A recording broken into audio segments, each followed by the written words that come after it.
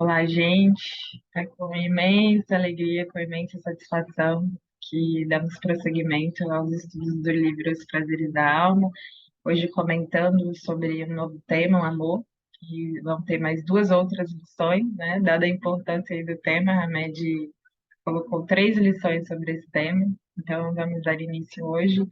E achei bonita essa coincidência, né? Na última quarta-feira do ano de 2022, tendo acesso a esses conhecimentos, né? Tão renovadores da nossa alma, que a gente possa, de fato, adentrar ali o nosso interior, o nosso íntimo e pesquisarmos ali, né? O que que a gente conceitua como amor, o que que a gente entende por amor e o que que a gente já pode fazer melhor e mais bonito, né? Então, que bom que a gente tem acesso a esse conhecimento, tenho muita gratidão que a gente possa, sobretudo, aplicar isso na nossa vida, né? Porque, de fato, aquilo que a gente conhece, né? Aquilo que a gente já tem acesso de fazer melhor, de ser melhor, que a gente possa, de fato, aplicar na nossa vida, que é isso que realmente vai importar no final das contas, né? Isso gera uma responsabilidade para nós, mas que bonito é conhecer, que renovador é, então que a gente possa, de fato, aproveitar essa oportunidade que sempre nos é dada. Que o ano de 2022, né, que está findando aí, que a gente possa fazer uma retrospectiva, pensar nos nossos aprendizados, naquilo que a gente acertou, naquilo que a gente errou, naquilo que deu certo, naquilo que não deu, como um balanço mesmo, né, para os próximos passos, para as próximas oportunidades que a vida vai nos dar, que a gente saiba fazer diferente, saiba fazer melhor, porque na verdade a gente está aqui para evoluir. Então, vamos dar início. Nos nossos dias, a maioria dos indivíduos tem conceituado o amor baseando-se tão só no carinho de uma pessoa por outra, na construção romântica e simplista cultivada em nossa cultura, nos versos ingênuos e sonhadores dos poetas, ou no que escuta e vê nos meios de comunicação de massa. Na realidade, trata-se de conceitos egóicos, quase sempre retirados das nossas frustrações, das inseguranças, da sensualidade e dos sentidos imediatos ou ilusórios. Então, que interessante, né? Porque muito da nossa concepção sobre o que é amor é, vem da mídia, vem daquilo que a gente, do conteúdo no qual a gente se expõe e que fala sobre o amor, né? Então a gente vai naturalizando isso e vai entendendo o que que é amor baseado nisso, né? No que a gente vivencia ali nos nossos laços familiares mais próximos, na nossa família, nas pessoas com as quais a gente mais convive, nos meios de comunicação, na sociedade como um todo. E é entender, né, como o Hamed diz ali, é uma construção romântica e muito simplista do que é o amor, né? Que ele vai falar durante toda a lição que o amor seria esse movimento, que o amor seria essa ação, seria essa potência que reside dentro de cada um de nós e que a gente tem que ir treinando, né? Então, muito do que se fala sobre amor nos tempos atuais, até por conta do nível evolutivo que a gente se encontra no planeta como um todo e a maior parte, né, da população e ao qual a gente se integra, né? É de um amor ainda muito primitivo mesmo, né? Dos desejos atendidos, de um prazer mais imediatista, de muitas ilusões, de muitas expectativas, como a gente já viu ali em outras lições, né? Tudo que é ilusão, tudo que eu não vejo a realidade tal qual ela é, né? Tudo que eu construo ali um castelo, ele vai desmoronar uma hora, né? Se esse castelo for construído em bases que não são reais ou em bases que não são sólidas, isso vai se desconstruir um dia, né? Então, que a gente possa fazer todo esse exercício interior do que a gente entende por amor e se isso de fato é amor ou não. Para quê? Para que a partir desse autoconhecimento sobre o que a gente vivencia do amor, sobre o que a gente entende por amor, é que a gente vá melhorando as nossas relações. E como ele disse ali, né? É, a gente ainda vê o amor como essa coisa muito de casal, né? E, na verdade, há muitas outras formas de amar, né? O amor é a força que move o mundo e que está impregnada em tudo, né?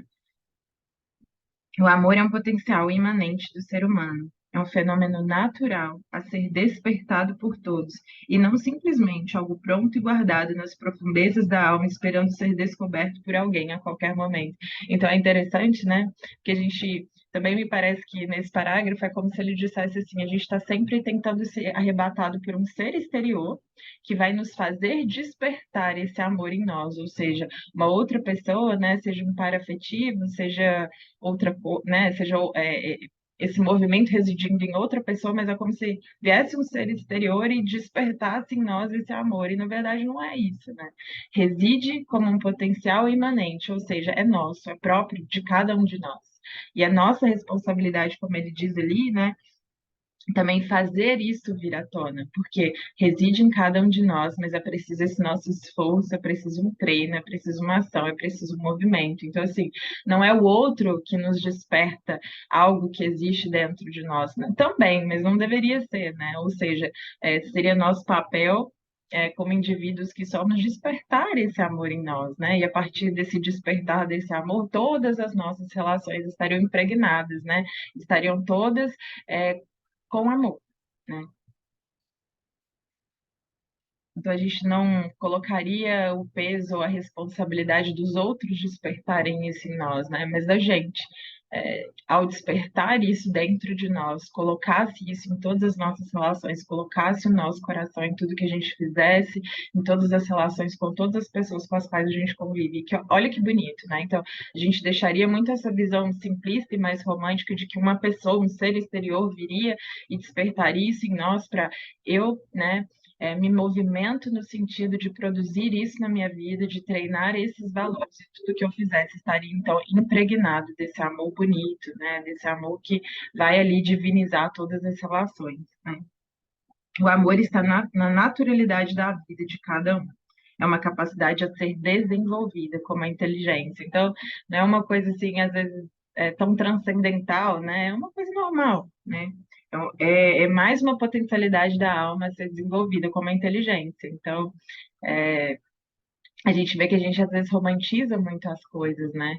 E cria essas idealizações do que é o amor, do que é o amor romântico, e que na verdade é como uma potencialidade que a gente tem essa capacidade mesmo de expressar, de treinar, de desenvolver, e que bonito que é, né? Porque é ver que a gente tem mesmo a capacidade, independente do que esteja acontecendo no exterior, se eu estou com alguém ou não estou, mas que é um potencial, que eu posso desenvolver dentro de mim. Que olha que bonito, né? Um dia, amar será tão fácil como respirar em uma atmosfera pura ou saciar a sede na água translúcida.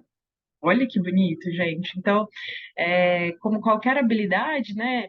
Se eu quero me tornar um esportista, né, de alto nível, o que que eu tenho que fazer? Treinar com constância e perseverança.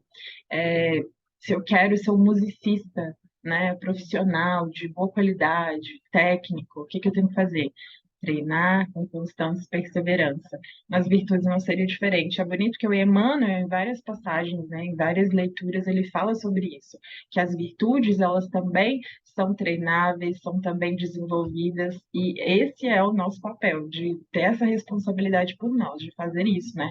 Então, se hoje me é muito difícil amar, é porque eventualmente não desenvolvi isso, né, com qualidade em outras reencarnações ou mesmo nessa vida, mas agora, sabendo fazer melhor, sabendo fazer diferente, que eu treine isso, que um dia vai ser muito fácil, né, como ele disse ali. Então, tudo que é impossível, tudo que a gente vê de habilidade dentro de nós que ainda não está muito desenvolvida, é desenvolvendo, é treinando, né, se colocando na vida, é, tentando e errando, às vezes, que a gente vai desenvolver esse potencial. E olha que bonito, né? No amor real, nós desejamos o bem da outra pessoa e nos alegramos com a sua evolução. No amor romântico, nós desejamos a outra pessoa e nos vestimos com o manto da possessividade. Então, aqui ele faz essa distinção sobre o que é o amor real, né, e o amor romântico, que é o que, em geral, a gente mais vivencia ainda na escala evolutiva que a gente está, né? Que no amor romântico nós desejamos a outra pessoa, né? Com esse manto de possessividade, com esse manto de propriedade. Se eu namoro alguém, se eu sou casado com alguém, eu acho que eu tenho esse contrato de posse, de propriedade sobre a outra pessoa, né?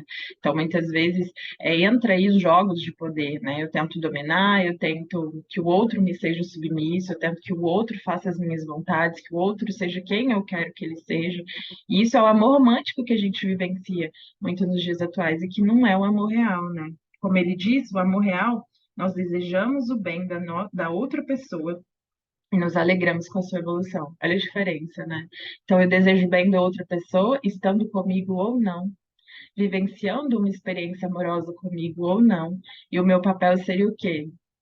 Despertar já, né? Ajudar o outro a despertar aquilo que já reside dentro dele. os potenciais que já tem dentro dele, entendendo o momento evolutivo que ele está, entendendo as fragilidades, entendendo as sombras que ele tem, como eu também tenho as minhas, né?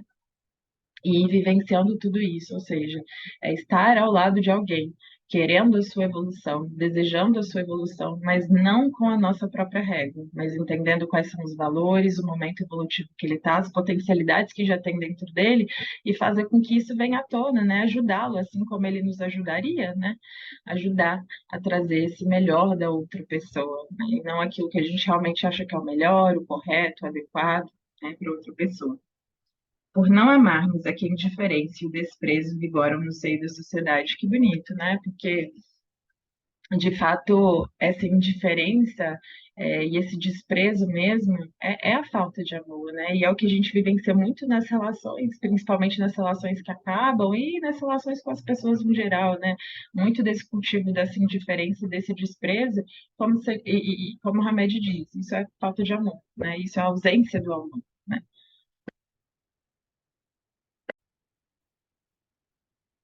Quem ama se torna gradativamente o indivíduo pleno. Por isso, nem sempre é conveniente aos tiranos e dominadores nos incentivar ao amor, não nos querem libertos, originais e criativos. A melhor forma de destruir um homem é impedi-lo de amar, exterminando assim sua naturalidade, espontaneidade. Então, bonito ele colocar, né, esse sinônimo de amor como essa naturalidade e espontaneidade que reside em cada ser, né? E interessante, né, quando ele coloca ali, nem sempre é conveniente aos tiranos e dominadores nos incentivar ao amor, porque o amor não aprisiona, né? O amor liberta, o amor nos torna plenos, né? O amor nos faz compartilhar. O amor, de fato, é esse movimento que transforma a nossa vida, né? E que transforma as nossas relações. Então, nem sempre é esse incentivo do amor, porque o amor, né, no sentido real da palavra, ele realmente teria esse potencial de nos tornar quem nós somos, né? De pegar essa nossa individualidade, tudo isso que reside de diferente dentro de nós e fazer vir à tona. E isso é muito libertador, mas ao mesmo tempo é a consciência de que eu não preciso de que ninguém me controle ou domine. Isso é meio subversivo ainda, né? Às vezes a gente não entende o que fazer com tudo isso, né? Então, muito da manipulação e da dominação que existe e do não real do amor é exatamente para fazer com que a gente não se torne original, não viva a nossa essência, não viva a nossa espontaneidade, não viva a nossa naturalidade. A sociedade atual, como as de outrora, não encoraja ou estimula os indivíduos a tomar posse da sua mais completa individualidade. Então, amor como individualidade, olha que bonito. Para nossa melhor elucidação, indivíduo é igual, não dividido em dois. Do latim indivíduos, indivisível, uno que não foi separado. Então, amor seria vir à tona, né? Essa nossa individualidade e ajudar o outro a construir, a despertar a sua individualidade também, né? Essas características diferentes que cada um tem dentro de si, esses potenciais que estão diferentes para cada pessoa, isso seria o amor, né? Os governantes injustos e déspotas querem comandar os corpos. Os religiosos fundamentalistas, vinculados a todo e qualquer movimento conservador que enfatiza a obediência rigorosa e literal dos textos de um conjunto de princípios básicos, querem comandar as almas.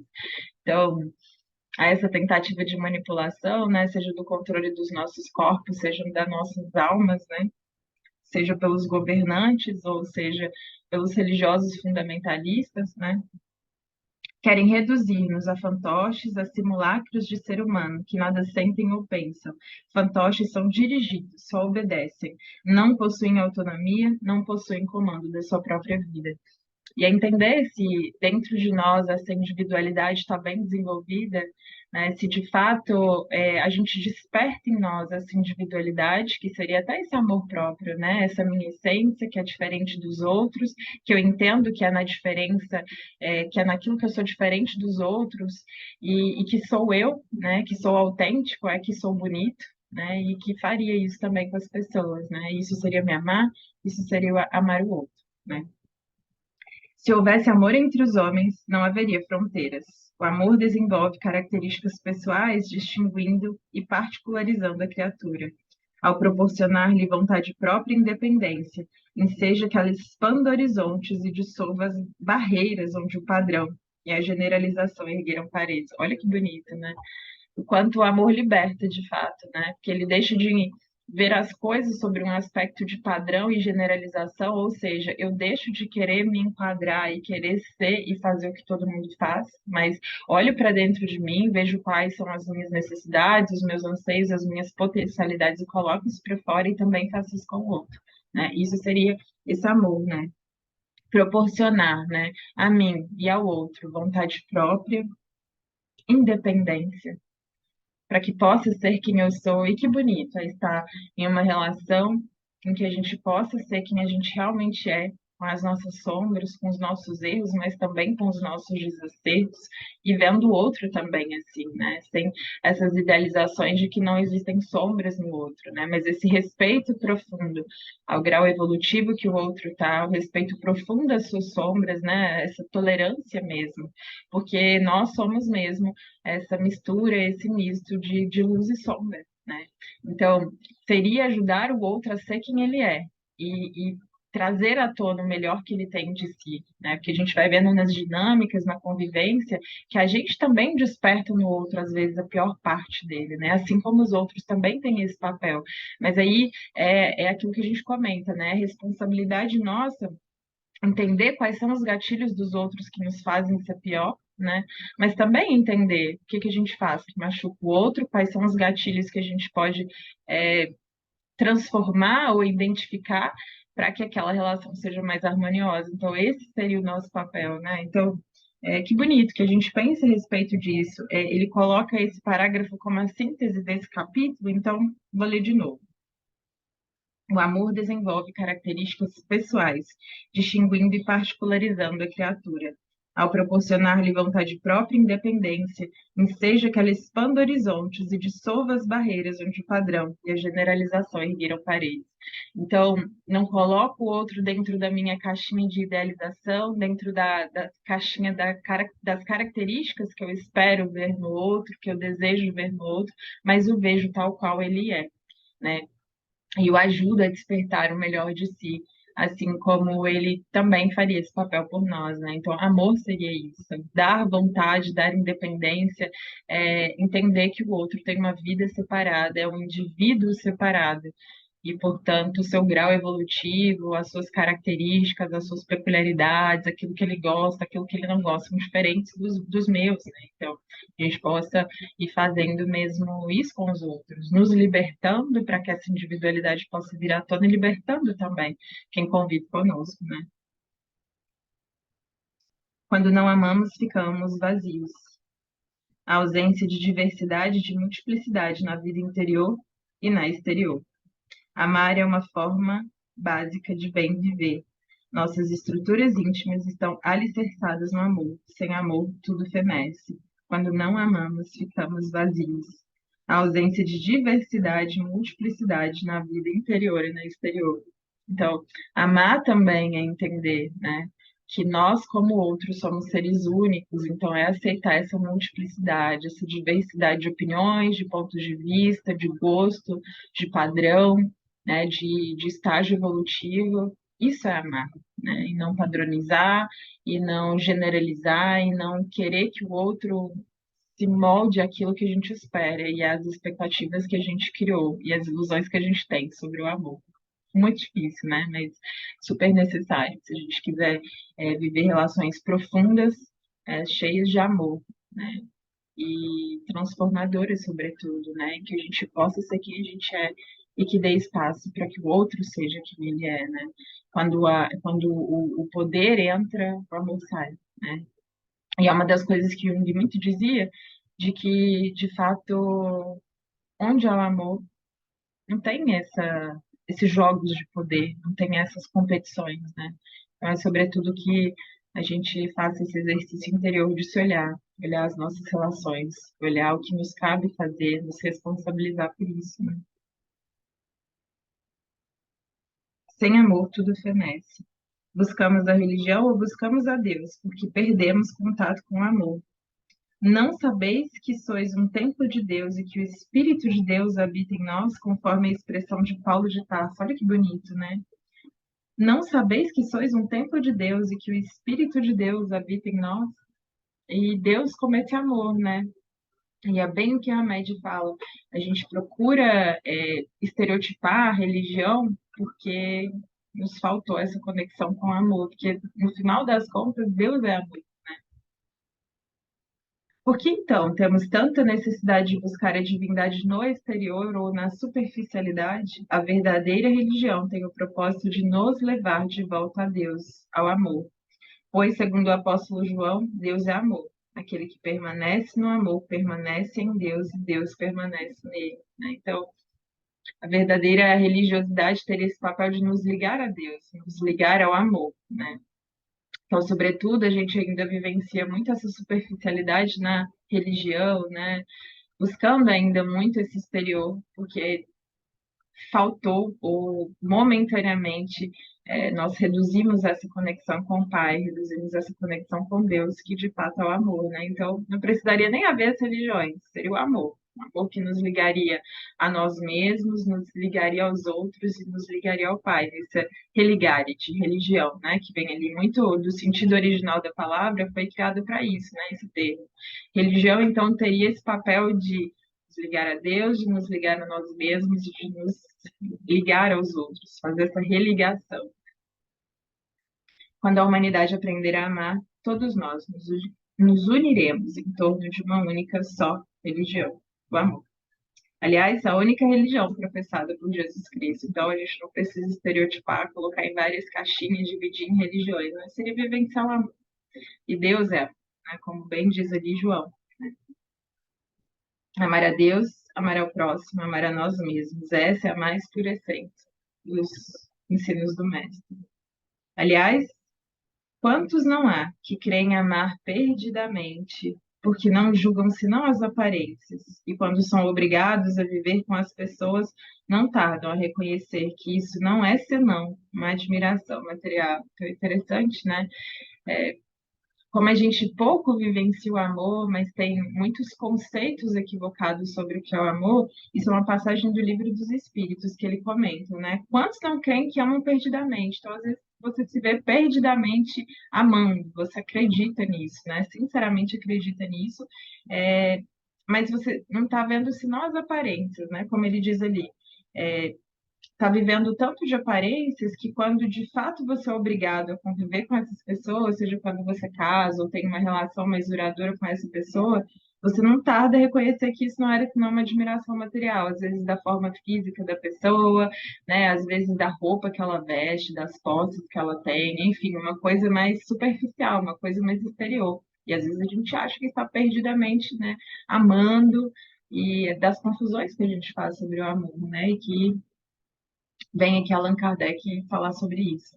Não basta estar enamorado de uma pessoa que vos agrada e a quem criais de bela qualidade. Então, não basta, né? Olhar as belas qualidades, né? Ou estar enamorado daquela pessoa que me agrada. É vivendo realmente com ela que podereis apreciá-la. Quantos também não há dessas uniões que no início não parecem não dever jamais ser simpáticas, e quando um e outro se conhecem bem e se estudam bem, acabam por se amar, com um amor terno e durável, porque repousa sobre a estima. E olha que interessante, né? Ao mesmo tempo ali dessa admiração mais exterior que ele comenta anteriormente, que às vezes a gente classifica como sendo amor, ele também fala que às vezes duas pessoas que não se batem muito bem, ao conviver e ao buscar projetos comuns, valores em comum, ao descobrir isso entre elas, o quanto esse vínculo não ganha, né? Desse amor terno e durável, porque repousa sobre a estima, repousa sobre algo mais transcendente. Então, para você ver as contradições e os equívocos que a gente tem sobre o amor. Durante anos e anos, comentamos e refletimos sobre o que é o amor. Que tal analisarmos alguns sentimentos e emoções que quase sempre confundimos com eles? Então, vem ele ali a desmistificar algumas coisas, e nessa parte, assim, muito bonita e muito interessante, né? As confusões que a gente faz sobre o amor, que às vezes a gente acha que é amor, mas não é. Então, vamos dar início. Quando sentimos enorme satisfação por estar ao lado de alguém a quem admiramos excessivamente pelo seu jeito de falar, de vestir, de andar, pela satisfação que se intensifica em recepções ou eventos sociais, onde seremos notados. Não se trata de amor, mas de exibicionismo ou narcisismo. Então, às vezes, a gente admira muito uma pessoa, seja pela forma como ela se veste, né? Seja o meio que ela vive, seja as posses que ela tem, seja o seu jeito de andar, de falar, né? E a gente gosta ali de estar perto dessa pessoa por conta disso, né? Gosta de ir a eventos sociais, gosta de frequentar, né, esses meios, né? E a gente tem, de certa forma, como ele diz, onde seremos notados, né? Então, eu gosto de estar na presença dessas pessoas, me vejo notado, me vejo tendo valor e acho que isso, na verdade, é amor. Nossa, que pessoa incrível que eu tô, bonita, cheirosa, né? Com bom gosto, seja de vestimenta, seja de posse, seja materialmente. Gosto de estar ao lado dela, de ser notado ao lado dela, e acho que isso é amor. Aí ele fala, isso não é amor, isso é exibicionismo, isso é narcisismo, né? E quanto isso ainda é um pilar muito importante, né? Que a sociedade entende como sendo amor, mas como diz Hamed, não é. Quando precisamos desesperadamente de outro ser humano para viver ou ser feliz, estabelecendo para nós privilégios exclusivos, ou melhor, quando requeremos um verdadeiro monopólio de afeto, carinho e atenção dessa pessoa, não se trata de amor, mas de carência íntima ou necessidade afetiva, né? Então, olha, outro equívoco, quando a gente acha que precisa daquela pessoa para viver, né? Que aquela pessoa é quem dá o sentido da nossa vida, quando a gente monopoliza o afeto, né? Então, é, ao ter aquela pessoa, a gente afasta ela dos vínculos, seja de família, seja de amigos, cria esse ciúmes excessivo e acha que, na verdade, a gente precisa de ter essa pessoa de forma exclusiva. Isso não é amor, né? Isso não é porque você ama muito. Isso é o quê? Carência íntima ou necessidade afetiva. Então, olha que interessante, né?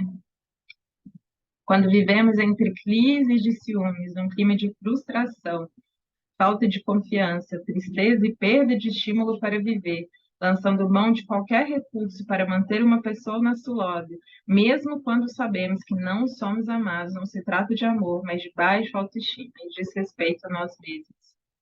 Olha só, né? Então, também como um pilar muito importante, né? Das vezes a gente vê ciúmes como sinônimo, né? Como significado de amor, que não é, né? Então, quando vivemos entre crises de ciúmes, frustração, tristeza, falta de confiança, e olha só, lançando mão de qualquer recurso para manter a pessoa ao nosso lado, então, é, mesmo quando sabemos que não somos amados. Então, assim, né, naquelas situações em que a gente já percebe que o afeto não é recíproco, que o sentimento que existe só de um dos lados, né? Mas a gente quer manter aquela pessoa a todo custo ali do nosso lado, né? Entre crises de ciúmes, entre falta de confiança, o que que ele diz? Isso não é amor, né? Isso é falta de confiança, isso é desrespeito a nós mesmos, isso é quase desamor, né, a nós, né?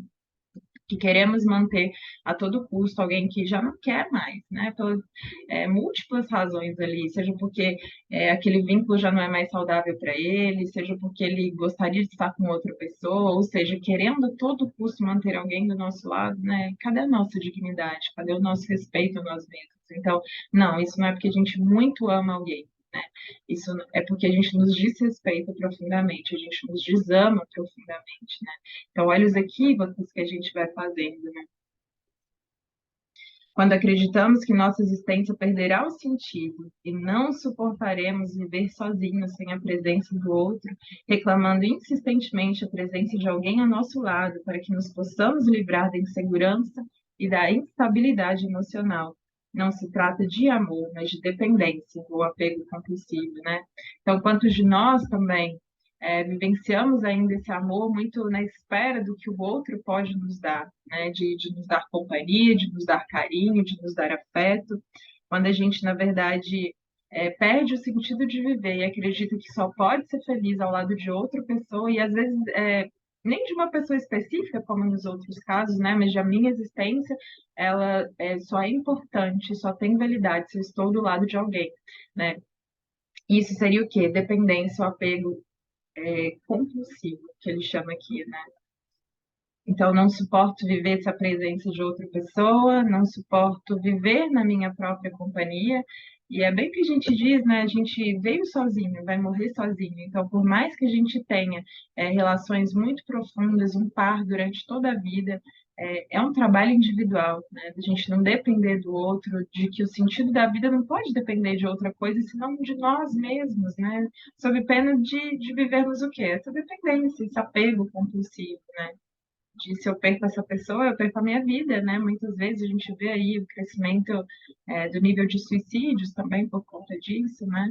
Então, é entender o meu valor, a minha estima como ser humano, não depende da pessoa com quem eu estou, mas do que eu estou me tornando, do que eu faço da minha vida, mas não depende do exterior, né? Mas, sobretudo, do desenvolvimento das virtudes e das minhas qualidades interiores, né? Então, que bonito também. Como ele fala ali, né, para que possamos nos livrar da insegurança, da instabilidade emocional. Porque a gente vive ainda em uma sociedade em que prega muito isso, né? Às vezes muito mais as mulheres, de que tem que ter alguém do nosso lado, de que se a gente não casar ou se não tivermos filhos, de que é como se o nosso valor diminuísse. Então, é desconstruindo todas essas coisas. Porque, de fato, se a gente for pensar profundamente sobre o assunto, quanta perda de tempo, né? Em coisas que de fato não vão acrescentar. O meu valor não é determinado sobre quem eu tenho ao meu lado, se tenho ou não filho, se tenho ou não marido, né? Se tenho ou não esposa, enfim, né? E sob pena da gente encontrar vínculos muito indignos, porque na verdade, se eu não quero ficar sozinha, se eu quero a todo custo ter alguém, independente de quem seja esse alguém, veja o custo que isso vai ter na nossa vida, né? Então, às vezes, achando relacionamentos muito tóxicos, muito difíceis, só para ter alguém ali, para ter ao lado, né? Perdendo toda a paz que se tinha, às vezes, estando sozinho, né? Então, a que custo, né? Então, a gente vai caminhando para essa indignidade. Então, que possamos pensar a respeito de todas essas coisas, né? Quando achamos que devemos ter o controle absoluto sobre outro ser humano, não respeitando nada nem ninguém, dominando a sua vida, acreditando que ele deva ter os mesmos objetivos, vontades e interesses, não lhe permitindo a livre expressão e o direito de escolher, não se trata de amor, mas de possessividade ou egoísmo. Né? E quantos de nós, né? Sobre essa alcunha de amor, de estar protegendo, de achar que está fazendo bem para outro ser humano, tenta violar os seus valores, tenta violar os seus gostos, tomar decisões para outra pessoa, né? E isso não é amor, né? Como ele diz ali, isso seria possessividade, o egoísmo. Então, querendo que a pessoa seja quem a gente é, que tenha as mesmas opiniões, que tenha o mesmo sentido de vida. E não, isso é egoísmo, né? É querer que o outro calce a nossa sandália de vida, né? E é muito o que uma mensagem muito bonita do Emmanuel fala, né? O que é veneno para um é um remédio profundamente curador para outro. Mas por quê? Porque cada um está vivenciando as experiências que necessita na vida, é, definido pelo seu grau evolutivo. Então, assim, é não querer tirar o outro a todo custo do seu trilho, cada um tem o seu caminho, né? Cada um tem o seu caminho. E é preciso mesmo esse nível de respeito profundo, de tolerância profunda do outro. E isso é amar, né? E não o contrário, seria egoísmo, né? Eu querer que as minhas vontades sejam atendidas, de me entender superior e achar que os meus valores devem ser impostos ao outro porque é o certo, é o melhor, né? E não, né? Muitas vezes nem é, né? Quando discutimos com frequência por motivos banais e nos hostilizamos mutuamente, vivendo entre crises temperamentais e de falta de compreensão, tentando retrucar as ofensas para compensar a insatisfação afetiva e a insaciabilidade sexual. Não se trata de amor, mas de paixão ou de simples desejo. Então, também aqueles casais que se cutucam o dia inteiro, né? Que retrucam um com o outro o dia inteiro, que bate e leva, né? Nas discussões ali, né? Bateu, levou. Se me fez alguma coisa, eu faço de volta, né? Esse mecanismo aí. E é o que ele fala ali, né? Por quê? Porque, no fundo, tem insatisfações sobre o relacionamento, às vezes insatisfações na área sexual, né? Essas incompatibilidades, mas o que que é isso, no final das contas, né? Paixão, ou simples desejo, não é amor, né? Mesmo aquele que tem pouco amor em seu coração já possui uma pequenina chama que lhe ilumina o caminho, nas tempestades escuras da existência humana. A luz de uma simples vela na escuridão da noite pode nos guiar seguramente. Que bonito, gente. O amor como essa bússola mesmo, como essa vela e como ele bem disse, pelo nível evolutivo que a gente se encontra. A gente tem um amor muito pequenino ainda, né? Um grau de amor ainda muito pequeno. Mas essa luz que nos guia mesmo numa escuridão muito profunda, e é o que a gente percebe, né? Numa escuridão muito profunda da noite, uma pequena chama, uma pequena vela já é capaz de fazer assim uma grande diferença. E o amor, como na verdade essa chama que nos estimula a trilhar caminhos melhores, a ver o outro com realidade, com os olhos de verdade, mas aceitando as suas luzes e as suas sombras, porque no final das contas, né, nós também as temos. E também queremos ser aceitos tais quais somos. Que difícil é viver um vínculo em que eu não aceito o outro como ele é, não vejo o seu valor, não vejo a sua dignidade naquilo que ele tem, né? E que estou sempre criticando, estou sempre à espera de que seja melhor, de que corresponda às minhas expectativas. E aí a pensar assim, se eu faço isso com o outro, qual é a consequência natural disso? Que o outro faça isso comigo também.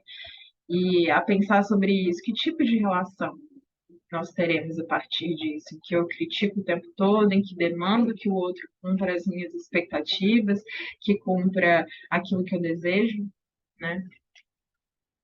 A luz de uma simples vela na escuridão da noite pode nos guiar seguramente. E por que não? Também auxiliar os outros companheiros no caminho. Na imensidão da névoa noturna, um humilde vagalume consegue ser visto a relativa distância. Então, que bonito, né? Como esse vagalume pequenino que ilumina na escuridão e que ilumina seu próprio caminho, que inclusive pode iluminar ali, né, a estrada e pode fazer com que outras pessoas eh, se desenvolvam e caminhem também nessa mesma estrada, né? Não como uma forma de imposição, mas de olhar ali o caminho do outro e falar, por aqui é bonito, eu vou também. E que bonito é quando a gente consegue nas nossas relações fazer isso, né? Na imensidão da névoa noturna, um humilde vagalume consegue ser visto a relativa distância. Os nossos diminutos anseios de amor assemelham-se a tochas vivas que nos conduzem por entre os abismos e despenhadeiros que enfrentamos nas labutas da vida terrena. Então, sobretudo amor, né? Tem um filósofo, né, Sri Ram, que ele fala que a gente pudesse deixar o nosso coração. E esse nosso coração como sinônimo de amor para mim, sabe? É, deixar o nosso coração em absolutamente tudo que a gente faça, porque o amor ele não é só ali o amor da relação entre um casal, entre irmãos, entre pais e filhos, né? Não, vai muito além, né? Então, impregnar todos os nossos atos, todos os nossos caminhos com amor, essa tocha viva e como tocha viva que é como um movimento que ilumina, mesmo pequena, a longas distâncias. Então, que seja um chamado generoso para o amor, né? Para iluminar os nossos caminhos, para melhorar as nossas relações, para fazer diferente. Então, ver ali o elenco que a gente fez, né, do que não é amor, e a pensar assim, quanto daquilo eu vivencio, quanto daquilo me identifico, né? Porque às vezes a gente está sempre olhando o outro, o outro faz isso comigo, e a nossa parte, né? Quanto daquelas características ali que a gente acha que é amor, na verdade não é. É posse, é apego, é ciúme, né? Querer que o outro pense e aja como nós, né? Desrespeitar o seu caminho evolutivo, então que a gente possa ir tirando esses véus, né? Limpando essa estrada, para que essa tocha possa crescer e iluminar cada vez mais. Né? Meu desejo de hoje e que a gente tenha um 2023 maravilhoso e que para isso a gente precisa ter atitudes, ter pensamentos e ter sentimentos diferentes do que a gente vem tendo. Então, seja um ano feliz, gente. Que a gente possa se renovar e evoluir sempre.